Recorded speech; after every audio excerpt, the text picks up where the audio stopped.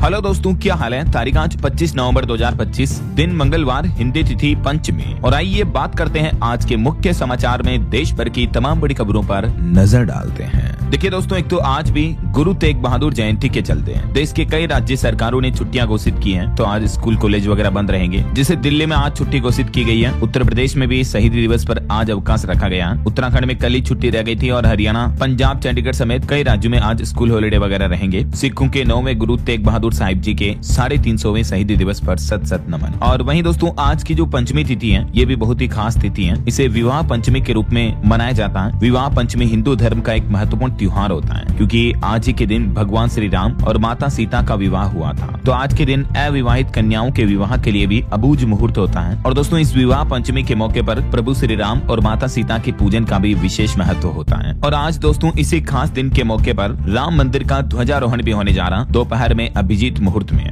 देश के प्रधानमंत्री नरेंद्र मोदी भी आज अयोध्या जाएंगे और श्री राम मंदिर ध्वजारोहण कार्यक्रम में हिस्सा लेंगे। पीएम मोदी का कार्यक्रम कुछ यूँ होगा। सुबह करीब 10 बजे प्रधानमंत्री सप्त मंदिर जाएंगे, 11 बजे माता अन्नपूर्णा मंदिर जाएंगे, पूजा अर्चना करेंगे और फिर दोपहर लगभग 12 बजे अभिजीत मुहूर्त में राम जन्मभूमि मंदिर के शिखर पर भगवा ध्वज फहराएंगे। और देखिए दोस्तों, इस खास मौके पर कई नेताओं को, देश की बड़ी बड़ी हस्तियों को भी इनवाइट किया गया। तो इस दरमियान एक बीजेपी नेता विनय कटियार बोले कि मैं डरपोकों के बीच नहीं जाता, राम मंदिर का श्रेय लेने वाले वहाँ जुटे हैं। बाकी दोस्तों, राम मंदिर पर ध्वज फहराने की तैयारियां जोरों शोरों से चल रही हैं। देख सकते हैं आप, राम पथ समेत पूरी अयोध्या नगरी को बड़ा सजाया गया है। यूपी के सीएम योगी आदित्यनाथ कल शाम को यहाँ पहुंच चुके हैं ऑलरेडी। सुरक्षा व्यवस्थाएं भी कड़ी मजबूत की गई हैं। तो दोस्तों, आज इस खास ध्वजारोहण समारोह के साथ ही राम मंदिर निर्माण का कार्य पूर्ण माना जाएगा और ध्वजारोहण समारोह का कार्यक्रम कुछ यूँ होगा। देख सकते हैं आप, अयोध्या में शुभ घड़ी अभिजीत मुहूर्त में पीएम राम मंदिर पर ध्वजारोहण करेंगे। सनातन के शिखर पर मोदी लहराएंगे भगवा ध्वज। इन खास 32 मिनट में सभी अनुष्ठान कंप्लीट होंगे। 11:58 से लेकर 12:38 तक। और ध्वज दंड पर मढ़ा गया 21 किलो सोना भी। तो सभी देशवासियों को इस राम मंदिर ध्वजारोहण दिवस की ढेर सारी हार्दिक शुभकामनाएं। चलिए आगे बढ़ते हैं खबरों में। पीएम मोदी अयोध्या के बाद आज हरियाणा राज्य का भी दौरा करेंगे और यहाँ हरियाणा के कुरुक्षेत्र से 350वें शहीदी दिवस के मौके पर 25 नवंबर को पीएम मोदी गुरु तेग बहादुर जी की याद में एक नया सिक्का भी जारी करेंगे। आज 2.5 घंटे हरियाणा कुरुक्षेत्र में रहेंगे। प्रधानमंत्री का ये भी दौरा खास होगा। और चलिए अगली खबर देखिए। देश की राष्ट्रपति द्रौपदी मुर्मू ने सूर्यकांत को दिलाई सुप्रीम कोर्ट के नए सीजेआई के रूप में शपथ और ये भारत के 53वें प्रधान न्यायाधीश बन चुके हैं। शपथ के बाद इन्होंने भाई बहन के पैर छुए। इनके आदर्श देखिए जरा।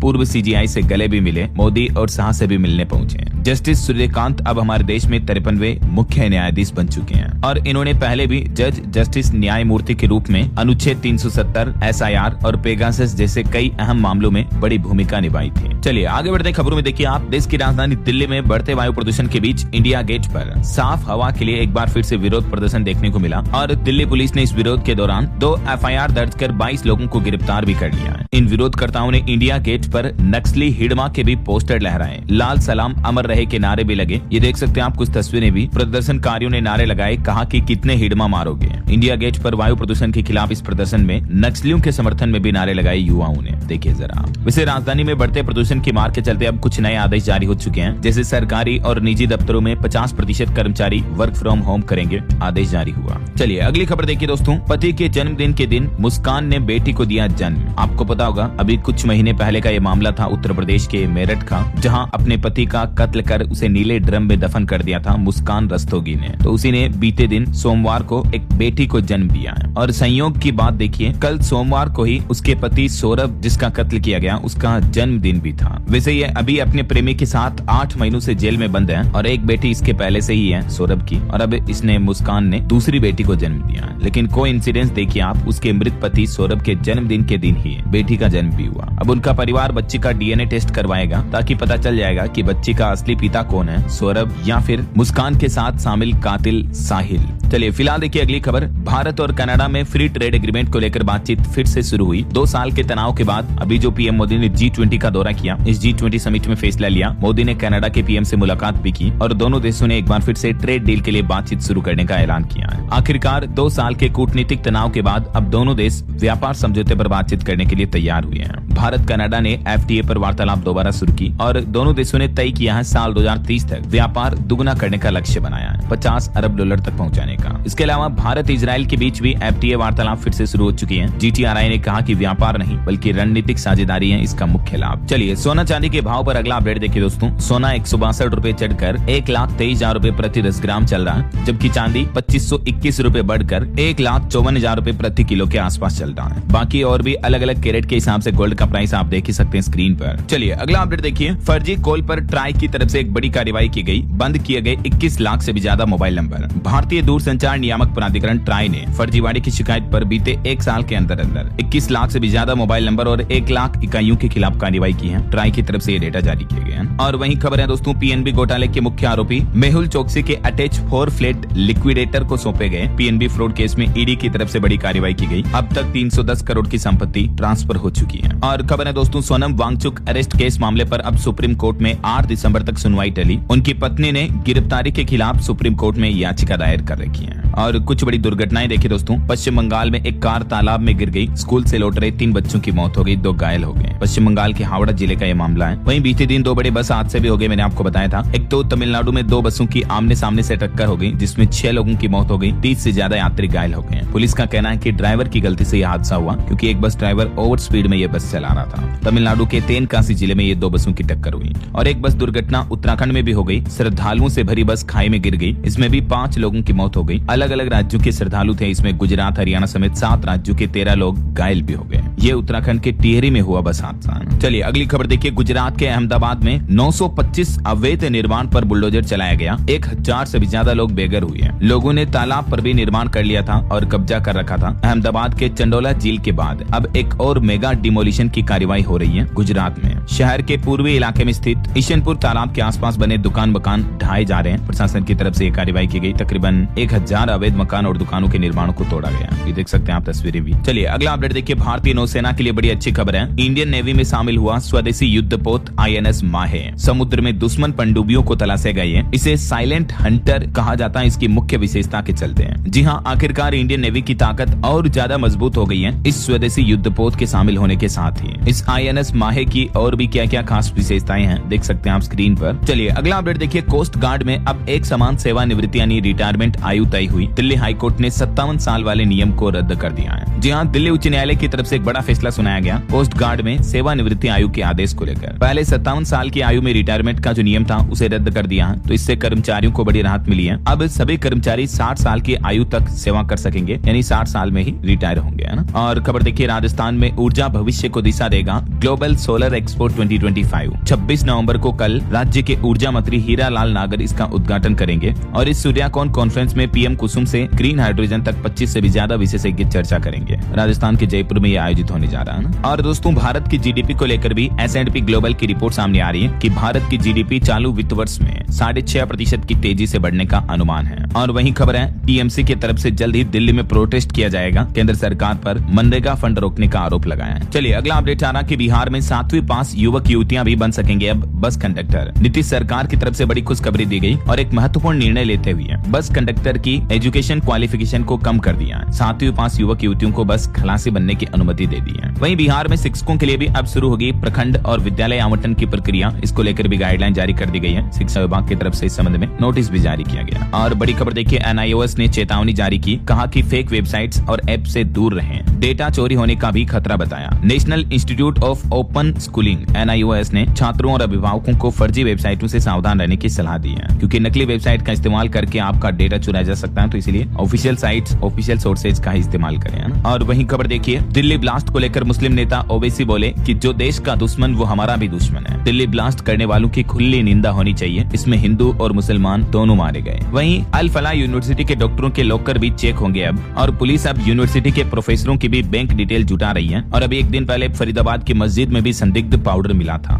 तो अब सभी प्रोफेसर वगैरह इस यूनिवर्सिटी से जुड़े स्टाफ की भी जांच होगी, है ना। और वहीं दोस्तों, दिल्ली दंगा केस में भी सुप्रीम कोर्ट में अब अगले महीने 2 दिसंबर तक सुनवाई टली। अदालत का समय खत्म होने से सुनवाई नहीं हो पाई। पुलिस ने टेरर फंडिंग का भी दावा किया था इस मामले में। चलिए अगला अपडेट देखिए। एक श्रद्धांजलि। एक्टर धर्मेंद्र का 89 साल की उम्र में निधन हो गया है। मुंबई के विले पार्ले शमशान घाट में उनका अंतिम संस्कार हुआ। पत्नी हेमा और बेटी ईसा भी मौजूद थी। अमिताभ, सलमान, शाहरुख समेत कई बॉलीवुड स्टार्स भी पहुंचे। आखिरकार धर्मेंद्र के निधन के साथ ही सिनेमा जगत के एक पूरे युग का अंत हो गया है। ईश्वर इनकी आत्मा को को शांति दे और इस मुश्किल घड़ी में इनके परिजनों को हिम्मत दे, हौसला दे। हम सब की तरफ से यही भावपूर्ण अश्रुपूरित श्रद्धांजलि है। चलिए फिलहाल आगे बढ़ते हैं खबरों में। देखिए आप, मोबाइल फोन लॉन्चिंग पर खबर आ रही है। मोटो Z57 power 5G smartphone Bharat में लॉन्च हो चुका है। 12,999 रुपए इसकी कीमत रखी गई है और ये दुनिया का पहला स्नैपड्रैगन 6S Gen 4 प्रोसेसर वाला फोन है, जिसमें आपको 7000 mAh बैटरी मिलेगी, 50 मेगापिक्सल कैमरा मिलेगा। और वहीं खबर आ रही, छत्तीसगढ़ राज्य में पीएम मोदी से कराया अधूरे मकानों का उद्घाटन। 1000 घरों की छत की ढलाई तक नहीं हो पाई, बिना नींव रखे मजदूरी के पैसे भी निकाल लिए। छत्तीसगढ़ के गरियाबंद जिले में अधिकारियों ने प्रधानमंत्री मोदी से अधूरे आवासों का ये गृह प्रवेश करा दिया। देखिए यहाँ प्रधानमंत्री आवास योजना में बड़े पैमाने पर गड़बड़ी सामने आई है। अधिकारियों ने प्रोग्रेस दिखाने के लिए 1000 से भी ज्यादा अधूरे मकान जिनका निर्माण पूरा ही नहीं हुआ, उनको पूरा बताकर खुद पीएम नरेंद्र मोदी से सामूहिक गृह प्रवेश करवा दिया। कई मकान तो ऐसे थे जिसमें छत तक भी नहीं डाली गई है। ये तस्वीरें आप देख सकते हैं इन मकानों की। और अब जाकर इस मामले में ये घोर लापरवाही सामने आई है। फर्जीवाड़े का बड़ा खुलासा हुआ, देखिए जरा। और वहीं देखिए बड़ी खबर, देश के रक्षा मंत्री राजनाथ सिंह बोले कि भारत की शालीनता उसकी कमजोरी नहीं है। जम्मू पहलगाम हमले का ऑपरेशन सिंदूर से मुंहतोड़ जवाब दिया गया। हरियाणा कुरुक्षेत्र में भगवान श्री कृष्ण के संदेश को दोहराते हुए उन्होंने अंतर्राष्ट्रीय गीता महोत्सव का ये शुभारंभ किया और दुश्मन देश पाकिस्तान को सख्त हिदायत और चेतावनी भी दी। और अभी एक दिन पहले भी आपको पता होगा रक्षा मंत्री ने कुछ ऐसा ही बयान दिया था, जिससे पाकिस्तान भड़क गया, पाकिस्तान को चिढ़ हुई। पाकिस्तान बोला कि राजनाथ का ये भड़काऊ बयान है, क्योंकि हमारे रक्षा मंत्री ने कहा था कि आज सिंध भारत से अलग है, लेकिन हो सकता है कि कल वापस भारत में आकर मिल जाए। तो पाकिस्तान ने रक्षा मंत्री के इस बयान पर आपत्ति भी जताई है। अच्छा, वैसे पाकिस्तान में देखिए बीते दिन एक बड़ी घटना भी हो गई। आर्मी हेडक्वार्टर में आत्मघाती हमला हुआ। चादर लपेटकर पहुंचे हमलावर ने खुद को उड़ाया। धमाके के बीच 2 और आतंकी घुसे, कमांडो ऑपरेशन में मारे गए और इस आत्मघाती हमले में भी 6 लोग मारे गए, जिनमें 3 कमांडो और 3 हमलावर भी शामिल हैं। वहीं पाकिस्तानी परमाणु हथियारों की तस्करी कर रहे थे अब्दुल कादिर मुशर्रफ को पता चला तो बोले कि मार डालूंगा। अमेरिकी खुफिया एजेंसी के अफसर ने यह बड़ा खुलासा किया है। चलिए पड़ोसी देश पाकिस्तान की बातें हो ही रही हैं, तो कुछ और इंटरनेशनल न्यूज अपडेट भी देख लेते हैं फटाफट से। देखिए एक तो भारतीयों के लिए खुशखबरी है। कनाडा ने नागरिकता कानून में ऐतिहासिक बदलाव किया है। C3 बिल को मंजूरी मिल चुकी है, जिससे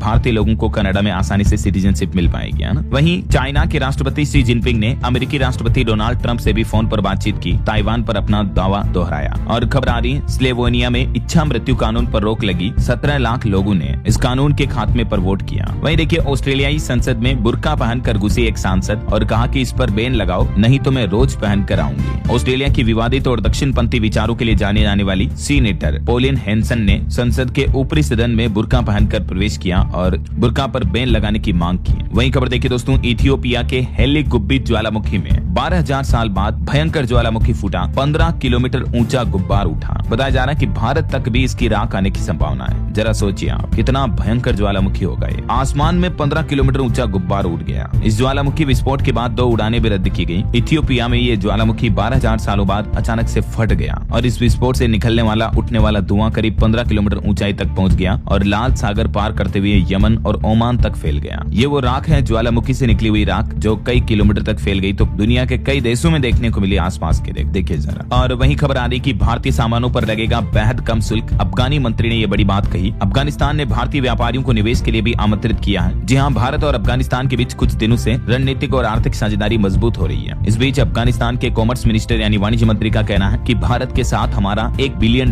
का ट्रेड है और हम इसे और भी बढ़ाना चाहते हैं। वहीं खबर देखिए, इजराइल में 9 टॉप अफसर सेना से बर्खास्त किए गए। 2 साल पहले हमास का हमला रोकने में ये नाकाम रहे थे, जिनकी वजह से 1200 इजरायलियों की जान गई थी। तो अब इन्हें आर्मी से बर्खास्त कर दिया है। और रूस के राष्ट्रपति पुतिन और तुर्की के राष्ट्रपति एर्दोगन ने फोन पर बातचीत की। यूक्रेन जंग को लेकर भी चर्चा की। वहीं देखिए, अमेरिकी टैरिफ के बीच भारत ने अपना रुख कुछ बदला है। नए बाजारों में पहुंच बढ़ाने से झींगा निर्यात भी 18% तक उछला। और क्रूड ऑयल पर भी एक खबर आ रही दोस्तों की अमेरिकी पाबंदियों से भारत की रूसी तेल सप्लाई पर भी असर पड़ा है। तो दिसंबर और जनवरी महीने में क्रूड ऑयल आयात में बड़ी गिरावट की आशंका है। इसके चलते अगले 2-3 महीनों में आपको हो सकता है भारत में पेट्रोल डीजल कुछ महंगा देखने को मिले, कीमतें बढ़ सकती हैं ऐसा। अच्छा, वैसे भारत की ताकत और भी मजबूत हुई है। अब चीन और पाकिस्तान की खेल नहीं, भारत के हाथ लगी जेवलिन मिसाइल। भारत ने अपनी रक्षा ताकत में बड़ा इजाफा करते हुए अमेरिका से FGM-148 javelin anti tank guided missile खरीदने का लक्ष्य पूरा कर लिया है। ये बड़ा सौदा $93 मिलियन का है और इससे भारत की आर्मी की ताकत और मजबूत होगी, डिफेंस पावर बढ़ेगी, है ना। तो ये रहे कुछ इंटरनेशनल न्यूज अपडेट। और चलिए आगे बढ़ते हैं खबरों में। अभी तो कुछ और महत्वपूर्ण और काम की खबरें देखेंगे दोस्तों अपन, लेकिन फिलहाल वक्त तो चला है आज के ताजा मौसम समाचार जानने का।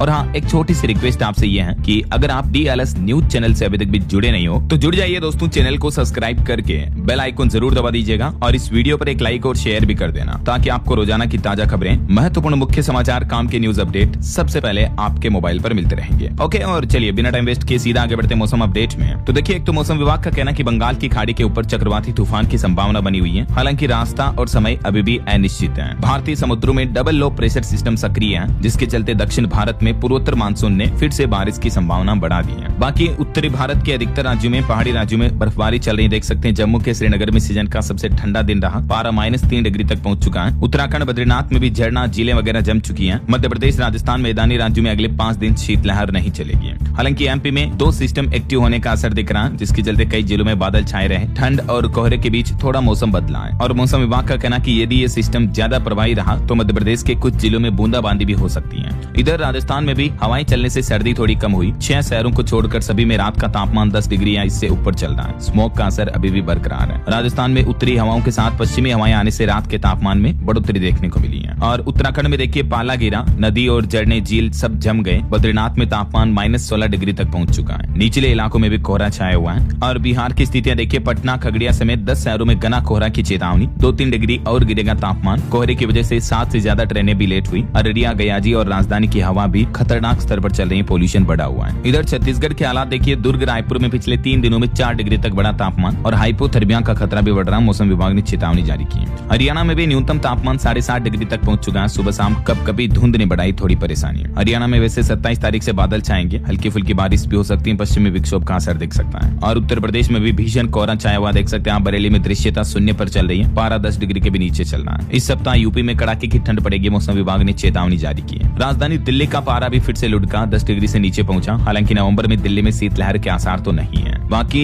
कोहरा छाने की चेतावनी अभी सिर्फ यूपी में है और बारिश का अलर्ट आंध्र प्रदेश, तमिलनाडु, केरल, पुडुचेरी समेत दक्षिण भारत के कुछ राज्यों में है। और भी अगले 24 घंटों के दौरान देश भर के सभी राज्यों के मौसम की संभावित गतिविधि क्या रहेगी, जानकारी आप देख सकते हैं स्क्रीन पर। अच्छा, वैसे आपके राज्य में ठंड कितनी पड़ रही है दोस्तों? ठीक ठाक है या तेज पड़ रही है? कमेंट करके बताएगा जरूर। चलिए, मौसम के बाद कुछ मार्केट अपडेट्स पर नजर डाल लेते हैं फटाफट से। देखिए, बीते दिन भारतीय शेयर बाजार में गिरावट देखने को मिली। सेंसेक्स 331 अंक गिरकर 84,901 पर बंद हुआ। निफ्टी भी 109 अंक फिसला। मेटल और रियल्टी शेयर सबसे ज्यादा गिरे। और वहीं दोस्तों, एक रिपोर्ट सामने आ रही है कि भारत दुनिया का तीसरा सबसे बड़ा क्विक कॉमर्स मार्केट बन चुका है। चीन और अमेरिका से दुगनी तेजी से बढ़ रहा है। 5 साल में 1 लाख करोड़ का मार्केट होगा ये। ब्लिंकिट, जेप्टो वगैरह इस तरह के क्विक कॉमर्स मार्केट का ना। और खबर देखिए, तेजस क्रैश के बाद HAL के शेयरों में भारी गिरावट देखने को मिली। 8.5% तक टूटा भाव। अभी हाल ही में दुबई एयर शो के दौरान आपको पता होगा फाइटर जेट तेजस क्रैश हो गया था, तो उसके बाद हिंदुस्तान एरोनॉटिक्स लिमिटेड का शेयर लगभग 7-8% तक टूट गया है। और खबर आ रही, अगले साल रिटायर हो सकते हैं एप्पल के CEO Tim Cook. Foldable phone आखिरी प्रोडक्ट हो सकता है इनका। वहीं खबर है, बढ़ते टैक्स के कारण steel king Lakshmi Mittal Britain छोड़ेंगे, दुबई शिफ्ट होने की तैयारी कर रहे हैं। और एक रिपोर्ट सामने आ रही कि भारतीय इंडस्ट्री का भरोसा बढ़ा। AI निवेश पर 93% कंपनियों को पॉजिटिव रिटर्न मिलने की भी उम्मीद है। और खबर आ रही कि NBFC फर्मों का AUM लगातार बढ़ने का अनुमान है। अगले वित्त वर्ष 50 लाख करोड़ रुपए के पार पहुंच जाएगा। तो ये रही कुछ मार्केट अपडेट्स। और चलिए आगे बढ़ते हैं अपन खबरों में। देखिए, बड़ी खबर, पश्चिम बंगाल की मुख्यमंत्री ममता बनर्जी ने चुनाव आयोग को एक चिट्ठी लिखी है,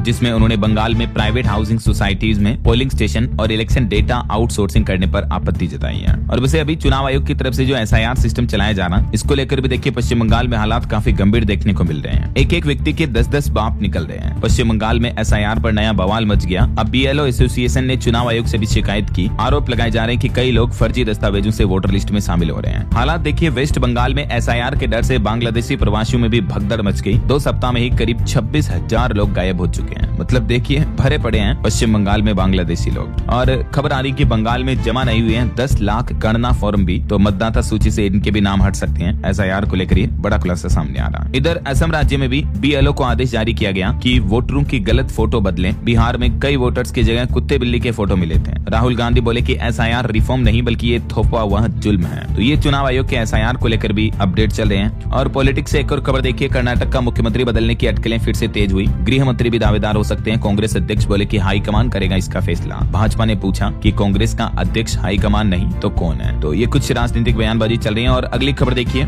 जनगणना 2027 को लेकर सरकार सरकार ने अपडेट जारी किया कि पहले चरण में घर घर पहुंचेगी टीम। जैसे अभी SIR में BLO घर घर जा रहे हैं ना, वैसे ही मकान से जुड़े 30 से ज्यादा सवाल तय किए गए जो आम लोगों से पूछे जाएंगे। आपके घर में इंटरनेट से लेकर ऊर्जा तक हर चीज की जानकारी देनी होगी। ये देख सकते हैं आप, ये सवाल आपसे पूछे जाएंगे। आपके घर में कार है, मोटरसाइकिल है या नहीं, खाना बनाने के लिए लकड़ी, गैस सिलेंडर किसका इस्तेमाल करता है। तो जनगणना के अंदर ये सभी सवाल जवाब आपसे किए जाएंगे। और वहीं नक्सलवाद खात्मे पर बड़ी खबर देखिए। छत्तीसगढ़ के सुकमा में 15 और नक्सलियों ने सरेंडर किया, जिनमें से 9 नक्सलियों पर तो 48 लाख रुपए तक का इनाम घोषित था। आखिरकार सुकमा में लाल आतंक को ये फिर बड़ा झटका लगा। वहीं छत्तीसगढ़ में देखिए एंटी नक्सल ऑपरेशन रोका जाए। मुख्यमंत्री विष्णुदेव साय को माओवादी प्रवक्ता ने इस तरह का पत्र लिखा और कहा कि नहीं मनेगा नक्सली सप्ताह भी। चलिए बड़ी खबर आ रही, कोलकाता में SSC भर्ती विवाद मामले पर शिक्षक अभ्यर्थियों में आक्रोश देखने को मिला। 10 अनुभव अंक और नियुक्तियों में देरी पर काफी बवाल मचा। बीते दिन स्टूडेंट्स ने काफी विरोध भी किया। वहीं नारी शक्ति पर अच्छी खबर देखिए। चीन सीमा पर अब महिला योद्धाओं की तैनाती होगी। 14,000 फीट की ऊंचाई पर संभालेगी 10 चौकियों की कमान। और एक बड़ी चिंताजनक रिपोर्ट सामने आ रही कि पर्यावरणीय परिवर्तन के कारण जंगलों में गंभीर खतरा बढ़ता जा रहा है। तेजी से घट रही है कीट भक्षी पक्षियों की आबादी भी है। क्लाइमेट चेंज, जलवायु परिवर्तन की वजह से पूरी बायोडाइवर्सिटी इकोसिस्टम पर गंभीर नेगेटिव इंपैक्ट देखने को मिल रहे हैं। हालिया साइंस रिसर्च में ये पता चला है, देख सकते हैं आप। और वहीं खबर देखिए, वेतन की नई परिभाषा से PF और ग्रेच्युटी भी बढ़ेगी। रिपोर्ट में दावा किया जा रहा है कि हाथ में आने वाली सैलरी भले ही घट सकती है, लेकिन ऑल ओवर कर्मचारियों को फायदा होगा। हाल ही में जो सरकार ने 4 नई श्रम संहिता यानी नए लेबर कोड जो लागू किए हैं, तो इस वजह से ये असर देखने को मिल सकता है EYE की रिपोर्ट के एनालिसिस के मुताबिक, है ना। और रेलवे की खबर देखिए आप, कोटा मथुरा से हावड़ा बर्धमान तक भी कवच 4 ने संभाली सुरक्षा कमान। 155 स्टेशन और 2892 इंजन जो है वो रेलवे के कवच सिस्टम से लेस हो चुके हैं, जिससे रेल दुर्घटनाओं पर लगाम लगाई जाएगी, है ना। और बड़ी खबर देखिए, सहारा समूह के निदेशकों की संपत्तियां तलाशेगा ED। अब यूपी में कई अधिकारियों के पास मिली आय से भी ज्यादा प्रॉपर्टी है। इसी साल भी ED ने इतनी कार्रवाई की, डेटा आप देख सकते हैं। और वहीं खबर आ रही कि राजस्थान में जल जीवन मिशन में भी 125 करोड़ का कथित घोटाला हुआ। तो इस मामले के बाद 7 अधिकारियों को नोटिस भेजा गया और पूर्व गहलोत सरकार पर घोटाले के गंभीर आरोप देखने को मिले हैं जल जीवन मिशन को लेकर। तो अब इस पर जांच बिठाई जाएगी, उसके बाद ही असली सच्चाई सामने आएगी। वहीं खबर आ रही कि अब खेत और भी स्मार्ट होंगे। परिवहन मंत्री नितिन गडकरी ने दावा किया कि AI फार्मिंग से बढ़ेगा फसलों का उत्पादन और किसानों की बम्पर कमाई भी होगी। केंद्रीय मंत्री नितिन गडकरी की तरफ से देश के किसानों की आय बढ़ाने और कृषि क्षेत्र में विकास तेजी से लाने के लिए यह महत्वपूर्ण फॉर्मूला भी दिया है। किस तरह से इस तकनीक से खेती का उत्पादन बढ़ेगा, देख सकते हैं आप। चलिए खबर देखिए, टीचर के लिए TET अनिवार्यता के खिलाफ 22 राज्यों के टीचर्स हल्ला बोल कर रहे हैं। दिल्ली के जंतर मंतर पर 2 दिन बड़ा प्रदर्शन किया जा रहा है। कल 24 नवंबर को भी हुआ और आज 25 नवंबर को भी जंतर मंतर पर 22 राज्यों के शिक्षक संगठन एकजुट होकर ये आंदोलन कर रहे हैं। शिक्षकों का कहना कि सुप्रीम कोर्ट ने जो TET अनिवार्यता का फैसला सुनाया ये अन्याय है और पुरानी पेंशन योजना भी तुरंत बहाल की जाए, ऐसा। और वहीं खबर आ रही है, मध्य प्रदेश में किसान करें इन औषधि की खेती तो सरकार फसलों पर 50% तक सब्सिडी भी देगी। MP सरकार औषधीय फसलों की खेती पर किसानों को ये अच्छी खासी सब्सिडी देने की घोषणा की है। कैसे मिलेगा ये सब्सिडी का फायदा, तो किसान भाई लोग अपने जिले के कृषि विभाग या उद्यानिकी विभाग में संपर्क कर सकते हैं इसको लेकर।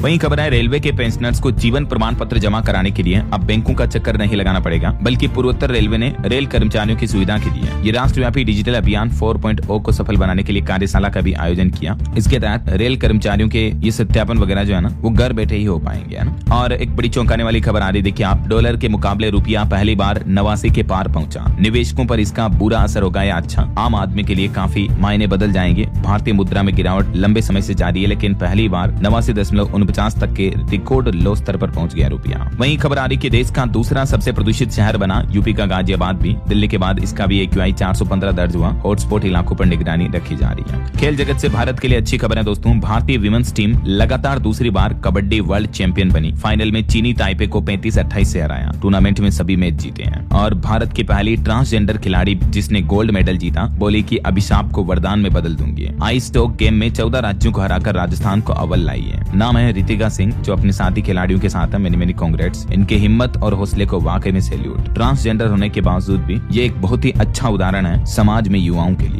चलिए अगला अपडेट देखिए, हिमाचल प्रदेश कैबिनेट बैठक में फैसला लिया गया। आपदा प्रभावित किसानों को मिलेंगे 8 लाख रुपए तक। पुलिस कांस्टेबल व रोगी मित्र सहित हजारों नौकरियों को भी मंजूरी दी गई। एक तो आपदा प्रभावित घरों के नुकसान के लिए ये 8 लाख रुपए का बजट जारी किया है और हिमाचल में कांस्टेबल के 800 और रोगी मित्रों के 1000 से भी ज्यादा पद भरे जाएंगे। जल्दी इसको लेकर नोटिफिकेशन भी जारी किया जाएगा। और टेक न्यूज से खबर देखिए दोस्तों, गूगल मैप्स में जेमिनी AI का इंटीग्रेशन कंप्लीट हुआ। नए एक्सप्लोरर टैब के साथ अब आप EV चार्जर लिस्ट भी गूगल मैप पर देख पाएंगे। ये टूल भी अपडेट हो चुका है। इसके अलावा गूगल मैप पर आप वायु प्रदूषण का एयर क्वालिटी इंडेक्स वगैरह भी चेक कर पाएंगे। हाल ही में कंपनी ने कुछ नए फीचर लॉन्च आउट किए हैं ना। चलिए अगला अपडेट देखिए, सभी 36 राज्यों और केंद्र शासित प्रदेशों के तकरीबन 2 करोड़ से भी ज्यादा स्कूली छात्र प्रोजेक्ट वीर गाथा 5.0 में शामिल हो चुके हैं। सरकार की तरफ से आंकड़े जारी किए गए। और खबर है दोस्तों, भारत और ओमान संयुक्त सैन्य सहयोग, तकनीकी साझेदारी और उत्पादन क्षमता को महत्व दे रहे हैं। दोनों के बीच साझेदारी बढ़ी है। वहीं देखिए, NCW ने महिला सुरक्षा के लिए जारी किया हेल्पलाइन नंबर। महिलाओं को किसी भी तरह की दिक्कत है तो इस नंबर पर कॉल करें, हर पल मदद मिलेगी। 14490 इस नंबर पर है ना। और खबर देखिए, भारत और नेपाल दोनों के बीच आज मंगलवार को उत्तराखंड में 19वां सूर्य किरण सैन्य अभ्यास शुरू होने जा रहा है, जो कि 8 दिसंबर तक चलेगा। भारत नेपाल के बीच ये युद्धाभ्यास। और भारतीय रिजर्व बैंक RBI के गवर्नर बोले कि विकास दर को बढ़ावा देने के लिए रेपो रेट में कटौती होने की भी संभावना है। RBI गवर्नर संजय मल्होत्रा का ये कहना है। तो कहीं न कहीं हमें दिसंबर में रेपो रेट में कटौती देखने को मिल सकती है, तो बैंक लोन वालों को फायदा मिलेगा ना। और एक रिपोर्ट सामने आ रही हार्ट अटैक पर देखिए कि मौजूदा स्क्रीनिंग विधियों के तहत 45% मामलों में दिल के दौरे का जोखिम कम आंका गया। वैज्ञानिकों ने अपने नए अध्ययन में ये रिपोर्ट जारी की है। वहीं देखिए, केंद्रीय मंत्री अश्विनी वैष्णव ने बड़ौद से दिल्ली और शामली के बीच 2 नई मेमू ट्रेनों को हरी झंडी दिखाई। और खबर आ रही कि क्रिप्टो करेंसी बिटकॉइन क्रैश हुआ तो गिर गई डोनाल्ड ट्रंप की नेटवर्थ। ट्रंप को एक झटके में 9,800 करोड़ का बड़ा नुकसान हुआ है। वहीं सरकार की तरफ से जो नए लेबर लॉ लागू किए गए, इन नए नियम से घर सड़क बनाने वाले मजदूरों को भी 5 बड़े फायदे मिलेंगे। ठेकेदार का भी खर्च वगैरह बढ़ेगा। मैंने आपको DLS न्यूज चैनल पर वैसे तो डिटेल वीडियो में बताया था कि इन न्यू लेबर कोड से, ये जो 4 नए लेबर कोड है, इनसे क्या क्या फायदे होंगे। 10 बड़े फायदे होंगे, खास करके प्राइवेट जॉब करने वालों को। तो सब कुछ जानकारी आप इस वीडियो में देख लीजिएगा। बाकी कुछ बेनिफिट मिलेंगे, जैसे PF और ग्रेच्युटी में भारी बढ़ोतरी होगी, है ना। ग्रेच्युटी अब 1 साल में ही मिलेगी, पहले 5 साल के बाद ग्रेच्युटी का बेनिफिट मिलता था। ओवर टाइम का दुगना भुगतान भी अनिवार्य कर दिया है। सामाजिक सुरक्षा कवरेज भी बढ़ेगा, ESIC, PF, मैटरनिटी बेनिफिट वगैरह। और बेहतर सुरक्षा मानक हुए तो दुर्घटना बीमारी में भी मदद मिलेगी। चलिए अगला अपडेट देखिए दोस्तों, पंजाब में अमृतसर समेत 3 शहरों को पवित्र शहर का दर्जा दिया गया। इन शहरों में अब शराब, मीट, तंबाकू वगैरह सब कुछ बिक्री बंद होगी। मंत्री बोले कि खालिस्तान हिंदू राष्ट्र नहीं, जुग जुग जीवे हिंदुस्तान। तो पंजाब सरकार ने 3 जिन शहरों को पवित्र शहर का दर्जा दिया है, उसमें शामिल है श्री आनंदपुर साहिब, तलवंडी साबो और अमृतसर। गोल्डन टेम्पल के आसपास जो पुराना अमृतसर बसा हुआ ना, वो। और खबर देखिए, हिमाचल प्रदेश में पंचायतों के पुनर्गठन को भी कैबिनेट की मंजूरी मिली। पुलिस में 800 पदों की भर्ती होगी और आपदा राहत राशि 1 लाख रुपए और बढ़ाएगी। वहीं खबर है, देश की राजधानी दिल्ली का नक्शा बदलने वाला है। अब 11 नहीं बल्कि 13 जिले होंगे दिल्ली में। SDM ऑफिस की संख्या भी बढ़ेगी। इस नए प्रस्ताव को सैद्धांतिक मंजूरी भी मिल चुकी है। और खबर आ रही कि आयुष्मान योजना में भी अब 5 लाख की जगह 10 लाख रुपए तक का फ्री में इलाज होगा। केंद्र सरकार जल्दी इसकी धनराशि को भी बढ़ा सकती है, ऐसी मीडिया रिपोर्ट्स आ रही हैं। वहीं देखिए दोस्तों, ऑस्ट्रेलिया में जो हाल ही में किशोरों के लिए सोशल मीडिया बैन के आदेश जारी हुए हैं, तो उसके बाद अब देखिए 16 साल से छोटे यूजर्स के स्नैपचैट खाते भी बंद होंगे। स्नैपचैट ने एज वेरिफिकेशन प्रक्रिया भी शुरू कर दी है। और खबर है, दिल्ली में यमुना क्रज के बाद अब हॉट एयर बैलून भी शुरू होने जा रहा। 4 स्पॉट पर उड़ेगा गुब्बारा। LG सक्सेना करेंगे इसका ट्रायल रन भी। ओके, और एजुकेशन पर खबर आ रही देखिए आप, सरकारी नौकरी पर अपडेट। तमिलनाडु में MRB में असिस्टेंट सर्जन के 1100 पदों पर भर्ती निकली हुई है। एज लिमिट 37 साल और लास्ट डेट रहेगी इसमें 11 दिसंबर। वहीं राजस्थान में चतुर्थ श्रेणी में पदों की संख्या को भी 75,000 तक बढ़ाने की मांग की जा रही है। और उत्तर प्रदेश लखनऊ KGMU का दीक्षांत समारोह 20 दिसंबर को होगा। बिहार बोर्ड मैट्रिक परीक्षा 2027 में रजिस्ट्रेशन की अंतिम तिथि बढ़ चुकी है, अब 8 दिसंबर तक मौका है। और सुप्रीम कोर्ट का एक अहम आदेश देखिए कि राजनीतिक दलों को 2,000 रुपए तक कैश डोनेशन की इजाजत क्यों दी गई है। सुप्रीम कोर्ट ने केंद्र सरकार, चुनाव आयोग और राजनीतिक पार्टियों को भी इस बारे में नोटिस देकर जवाब मांगा है,